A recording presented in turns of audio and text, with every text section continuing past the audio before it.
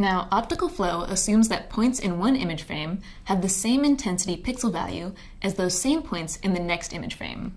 That is, optical flow assumes that the color of a surface will stay the same over time. In practice, this is not a perfect assumption, but it's close most of the time.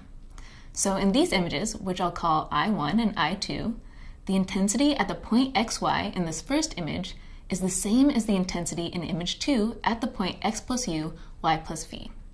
So far, we've treated these as two separate images in x and y space, but we also know that they're related in time. How do you think we can mathematically represent that image 1 comes right before image 2? To relate image frames in space and time, we can think about these image frames in another way. This first image is just the 2D pattern of intensity that happens at time t, and this second image is the intensity pattern that happens at time t plus 1 time step later.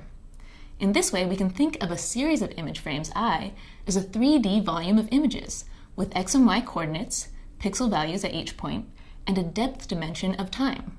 And we can write this intensity equation as a function of x and y and t. This equation is known as the brightness constancy assumption. This function can be broken down into something called a Taylor series expansion, which represents this intensity function as a summation of terms. In this case, the terms are calculated as the derivatives of the intensity with respect to x, y, and t. We can simplify this expansion, and the result is an equation that relates the motion vector quantities, u and v, to the change in image intensity in space and in time, which are measurable changes. And this is the foundation of how optical flow estimates the motion vectors for a set of feature points in a video.